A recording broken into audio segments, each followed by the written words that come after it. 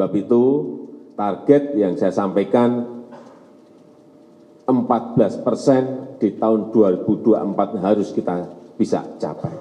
Saya yakin dengan kekuatan kita bersama, semuanya bergerak, angka itu bukan angka yang sulit untuk dicapai asal semuanya bekerja bersama-sama. Karena kita kalau di ASEAN ini masih berada di tengah-tengah. 21,6 itu di tengah-tengah.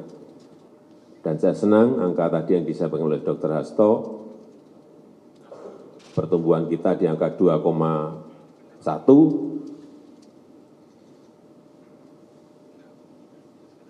dan yang nikah 2 juta, yang hamil 4,8 juta, artinya di Indonesia tidak ada resesi seks.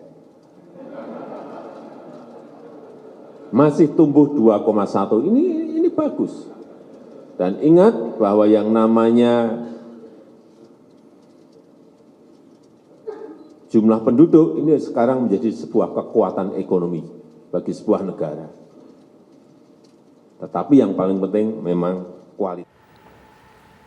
Ya, itu dia pidato Presiden Joko Widodo di acara Rakernas BKKBN, pemirsa, bahwa tidak perlu khawatir, Indonesia tidak mungkinlah resesi seks karena pertumbuhan penduduk bahkan juga angka menikah, kelahiran ini juga sesuai dengan harapannya, pemirsa.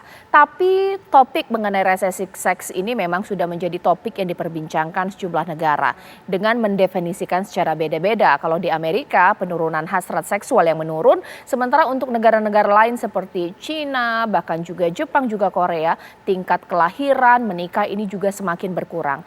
Bagaimana dengan Indonesia? Haruskah kemudian kita tidak perlu khawatir ataukah jangan-jangan ada juga kekhawatiran ke arah sana mengingat saat ini dunia semakin berkembang bahkan juga Indonesia. Itu akan saya bahas di Apa Kabar Indonesia malam hari ini di Studio TV One. Sudah hadir Mbak Elda Luciana sebagai pakar demografi kita. Selamat malam. Selamat malam Mbak. Baik, Mbak Elda, saya juga telah tersambung dengan Kepala BKKBN Pak Hasto Wardoyo. Selamat malam Dr. Hasto. Ya. Selamat malam.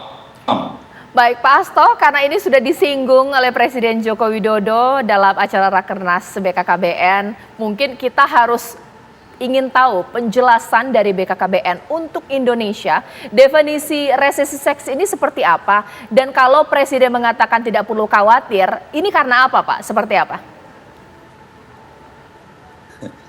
Iya, sebetulnya resesi seks ini kan istilah yang populer, baru, tetapi definisi belum menurut saya belum ada fix ya. Karena gini, kalau dari sisi dokter, seperti dari sisi kedokteran ya, kan tidak mungkin terjadi resesi seks itu. Karena kalau resesi ekonomi itu terjadi penurunan kemampuan ekonomi.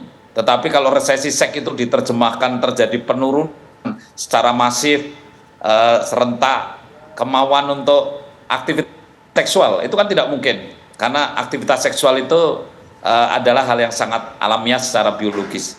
Tapi kalau diterjemahkan sebagai resesi reproduksi atau kemudian terjadi resesi penduduk, itu bisa dipahami. Kalau saya sebagai dokter bisa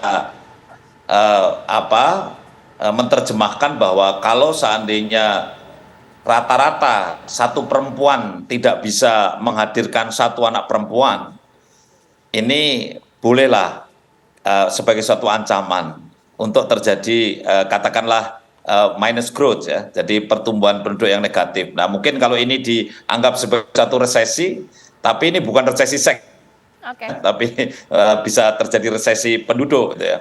Oleh karena itu saya kira kita perlu ya merespon tentang hingar-bingar resesi seks itu dengan definisi yang pas lah, barangkali supaya tidak menyesatkan itu. Memang kalau tadi yang disampaikan Pak Presiden itu menunjukkan bahwa Indonesia masih aman dari sisi zero growth maupun minus growth ya, sehingga total fertility rate 2,1, saya pastikan kepada Bapak Presiden bahwa rata-rata satu perempuan akan masih melahirkan satu anak perempuan juga itu. Jadi tidak khawatir untuk terjadi resesi dari sisi reproduksi. Sementara begitu. Baik, Pak Hasto, tapi kalau kita baca sekarang kan trennya ini untuk menunda pernikahan juga sudah mulai muncul ya. Belum lagi mereka yang menunda memiliki momongan. Ada juga gerakan child free. Nah ini apakah juga menimbulkan kekhawatiran bahwa bisa juga Indonesia resesi seks dalam artian kelahiran juga pernikahan seperti apa? Dari angka memang benar bahwa semakin ke sini maka semakin pernikahan itu usia semakin delay. Iya. BKKBN selalu melakukan pendataan dan kepada keluarga menunjukkan bahwa rata-rata perempuan untuk tahun 2021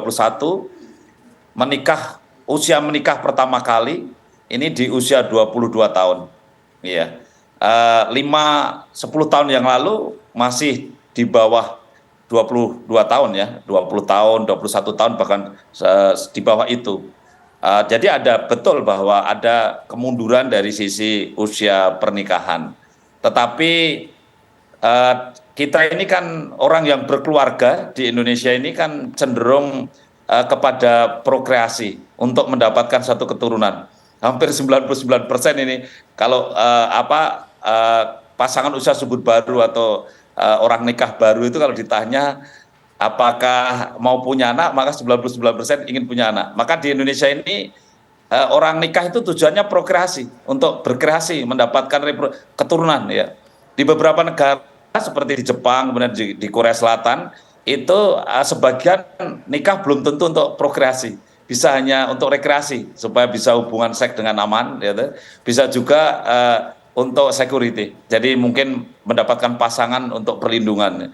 Tapi kalau di Indonesia karena pengaruh adat, budaya dan agama, maka pernikahan itu menjadi satu peruntukan untuk melahirkan atau hamil. Makanya di Indonesia ada rata-rata mendekati 2 juta pernikahan, dan dari 2 juta pernikahan itu yang melahirkan dan hamil di tahun pertama 80%, sekitar 1,6 juta. Sehingga hampir semua yang nikah kemudian 80% di tahun pertama sudah melahirkan. Makanya di Indonesia 1 tahun bisa hamil 4,8 juta, hampir sebesar satu negara Singapura. Jadi memang masih jauh lah dari pemahaman resesi seks, kalau seandainya resesi seks itu diterjemahkan sebagai suatu penurunan keinginan untuk punya anak, itu masih jauh. Mbak Elda, kalau dalam kajian demografi sebenarnya Indonesia ini masih aman tidak sih untuk resesi seks, atau justru sebaliknya tingkat kelahiran justru yang harus diwaspadai, seperti apa?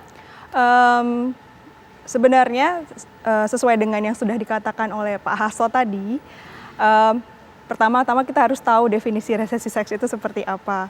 Kalau misalnya kita bicara tentang Jepang, beberapa tahun lalu saya baca artikel, memang orang Jepang ada yang memang tidak ingin berhubungan seks. Jadi seperti itu. Nah kalau untuk di Indonesia, dari sisi data yang ada, dan mungkin harus ada penelitian khusus buat itu, TFR kita masih 2,1 seperti yang kata Pak Hasto tadi. Jadi pada saat ini bisa dikatakan secara demografi kita aman, itu masih jauh ke depan untuk bisa dikatakan bahwa kita akan mengalami pertumbuhan penduduk yang minus, atau bahkan penurunan penduduk yang sudah terjadi biasanya di negara-negara maju seperti di Eropa. Itu yang saya lihat dari sisi demografinya. Tapi kalau untuk tingkat kelahiran yang dikatakan Pak Hasto juga cukup tinggi, ini seperti apa? Apakah jangan-jangan justru kita kebalikannya, alih-alih resesi seks, justru harusnya pertumbuhan penduduk kita atau mungkin angka kelahiran ini harus ditekan? Ini seperti apa? Sesaat lagi Mbak Elda boleh dijawab usai jeda berikut. Ya, sebelum saya ke Pak Hasto, mungkin saya ke Mbak terlebih dahulu. Mbak, sebenarnya kalau dalam kajian demografi, angka kelahiran kita ini apakah justru mengkhawatirkan? Ini bagaimana dengan tingkat penggunaan KB? Alih-alih resesi seks, justru kita membludak ke jumlah penduduk, seperti apa? Jadi kalau dari sisi angka TFR kita 2,1 itu seperti dapat goal gitu. Kalau untuk sisi demografi ini angka yang enak gitu. Jadi mereka yang lahir ya itu bisa menggantikan orang yang berikutnya gitu. Jadi seperti ingin suatu hari kita bisa supaya penduduknya tumbuhnya lebih stabil, misalnya seperti itu. Bayangannya seperti itu ya idealnya. Tapi kan tadi kita punya jumlah penduduk yang besar. Ya, jadi yang bayi lahir tiap tahun itu memang besar, itu masalahnya. Bayi tiap tahun lahir yang besar, jumlahnya jutaan, dan untuk mereka ini apakah ada anggaran misalnya, apakah orang tuanya cukup berada, itu yang jadi masalah. Kenapa? Jadi bukan masalah orang punya anak 2, 3, 4, 5 gitu ya, tapi kebanyakan mereka yang punya anak banyak itu justru biasanya kelas ekonominya di bawah, pendidikannya lebih rendah gitu. Itu yang masalah. Jadi kalau kita kulitin ke dalam, bukan angka 2 ini, tapi angka 2 ini terdiri dari siapa saja gitu. Mereka yang malah pendidikannya tinggi ya, biasanya yang berada, anaknya malah mungkin lebih sedikit dibanding mereka yang pendidikannya rendah gitu. Jadi itu masalahnya, Mbak, kalau menurut saya yang jauh lebih urgent dibandingkan angka 2 ini gitu ya. Baik. Pak Hasto boleh ditanggapi, sebenarnya kalau kita tidak akan mungkin terjadi resesi seks, ya bagus, berarti kita tidak perlu khawatir. Tapi justru kebalikannya, bahwa pertumbuhan atau jumlah kelahiran bayi yang tinggi di saat jumlah penduduk kita juga tinggi. Jangan-jangan karena fenomena ini, masyarakat perkotaan justru jadi ogah punya anak karena tidak mau menambah membludaknya jumlah penduduk Indonesia. Seperti apa, Pak Hasto? Ya, sebetulnya masyarakat perkotaan, katakanlah misalkan total rata-rata jumlah anaknya lebih sedikit daripada mereka yang tinggal di perifer, itu bukan karena toleransi, itu bukan ya, tetapi cenderung populasi yang anaknya banyak itu memang tersebar di dalam komunitas yang pendidikannya rendah, komunitas yang tinggal di perifer, kemudian satu lagi komunitas yang miskin. Ya, itu realitanya seperti itu. Dan kalau tadi ditanyakan misalkan apakah justru sebaliknya kita khawatir terjadi ledakan jumlah penduduk, itu yang menjadi permasalahan sebetulnya bukan ledakan secara nasional ya, tetapi yang menjadi masalah adalah atau belum merata pertumbuhan masing-masing provinsi. Itu. Jadi ada provinsi tertentu yang total fertility rate-nya tinggi. Dan ini kualitas SDM-nya dalam hal ini angka stuntingnya begitu masih cukup tinggi juga gitu. Nah, ini yang perlu kita perjuangkan, karena ketika sekian lama kita mengendalikan pertumbuhan penduduk ini, maka kuantitas terjaga. Tetapi ingat bahwa kualitas yang masih perlu diperjuangkan, sehingga angka stunting menjadi salah satu indikator untuk kualitas dalam hal ini anak ya, karena kalau mereka stunting bukan hanya tidak tinggi, stunting pasti pendek. Meskipun pendek belum tentu stunting ya, tetapi stunting itu diikuti dengan kondisi yang tidak optimal kecerdasannya, sehingga sulit untuk bersaing secara akademik ya. Sehingga akhirnya kemampuan kita ya, high skill kita itu rendah ya. Kita lebih banyak di medium skill karena kemampuan intellectual skill kita rendah ya. Nah, oleh karena itu itulah yang kita perjuangkan dalam rangka memetik bonus demografi. Saya kira itu ya. Mbak, ada saran tidak sih untuk menjadi solusi yang paling jitu dengan adanya gap kelahiran yang ternyata di tiap provinsi ini juga cukup berbeda, seperti apa? Jadi setiap provinsi yang punya TFR tinggi, mereka harus tetap mengejar supaya TFR-nya diturunkan, terutama ke kantong-kantong kemiskinan pastinya. Jadi pemerintah daerah, mungkin kepala daerah bisa melihat bahwa pengendalian kelahiran itu juga bisa menyasar kepada pengentasan kemiskinan gitu. Itu yang harus disadari. Betul. Jadi provinsi yang TFR tinggi berjuang ke arah sana. Oke. Baik, terakhir Pak Hasto, apa saran Bapak untuk masyarakat ini dan juga pemirsa TV One ini? Oke, kita tidak perlu khawatir resesi seks, tapi apakah ada yang harus diperhatikan? Ini seperti apa? Ya, yang harus diperhatikan, yang masih lebih harus diperhatikan untuk di Indonesia, saya kira kepada kualitas reproduksi ya, output dari reproduksi itu sendiri. Sehingga himbauan saya kepada masyarakat, kehamilan itu harus berencana, harus terencana dengan baik. Jangan terlalu muda, kurang dari 20 tahun tidak bagus, jangan terlalu tua, lebih dari 35 tahun juga tidak bagus. Kemudian jangan terlalu sering, jaraknya harus lebih dari 3 tahun, dan jangan terlalu banyak ya, karena angka jumlah anak yang lebih dari 3 cenderung angka morbiditas dan mortalitasnya tinggi. insya Allah dengan menjaga 4 terlalu tadi, tidak terlalu muda dan tidak terlalu tua, tidak terlalu sering dan tidak terlalu banyak, maka keseimbangan terjaga dan kualitas juga bagus. Jadi kunci sukses untuk menjaga keseimbangan pertumbuhan, tidak terjadi overpopulasi dan juga tidak terjadi zero growth atau minus growth, dan kualitasnya bagus, tidak banyak stunting, saya kira dengan cara itu. Terima kasih. Mbak Helda, terakhir seperti apa sarannya?